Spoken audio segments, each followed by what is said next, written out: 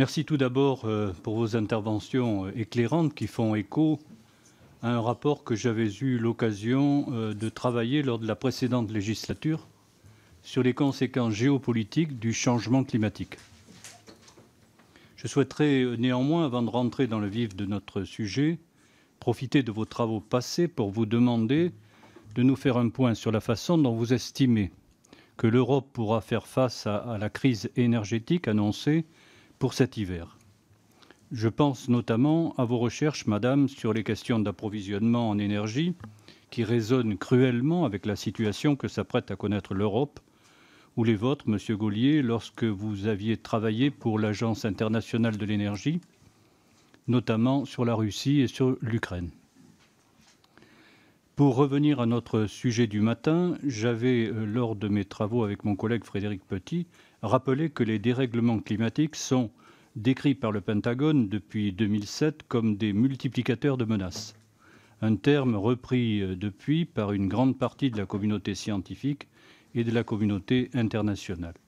À la date de publication du rapport, il n'apparaissait pas directement à l'origine d'un conflit en particulier, mais selon vous, la menace est-elle réelle ? Sur la question militaire, et notamment la question de la reconstruction après les conflits, c'est un sujet qui est compliqué parce qu'on vient de changer d'époque, entre guillemets, au sens où on était dans une situation depuis en gros 2 décennies de conflits asymétriques entre des armées modernes face à principalement des groupes armés ne relevant pas de la puissance d'un État. Et donc, les armées régulières, gouvernementales engagées dans ce type de conflit avaient évidemment pour intérêt de faire attention à l'environnement local, au risque de s'aliéner les populations vivant dans les espaces sur lesquels elles intervenaient. Là, on change complètement de perspective avec ce qu'on appelle le retour à la haute intensité, qui est ce qui arrive en Ukraine, où effectivement les impacts environnementaux d'un conflit de ce type sont majeurs. Et là,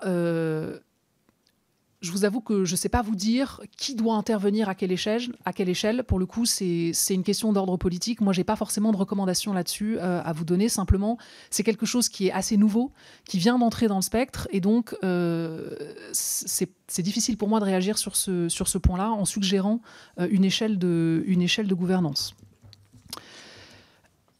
Sur la question de la façon dont l'Europe pourra faire face à la crise, quelque part, sur la dimension d'approvisionnement, on a déjà jeté nos dés et joué nos cartes. La question du remplissage des stocks gaziers, voilà, c'est fait pour l'hiver. On a passé les contrats internationaux qu'on pouvait passer. Donc là, maintenant, la question qui se pose, c'est comment est-ce qu'on gère l'existant ? Et c'est très important d'un point de vue stratégique et d'un point de vue international parce que Vladimir Poutine a annoncé que l'Europe, entre guillemets, s'effondrerait, qu'il y aurait des dissensions internes très importantes, etc. Et donc l'image de la cohésion européenne qu'on renvoie sur la scène internationale en lien avec la gestion de nos stocks existants d'énergie, eh bien, elle est très importante sur l'image qu'on donne auprès des pays partenaires, auprès des pays auxquels on va chercher à s'approvisionner demain, après-demain.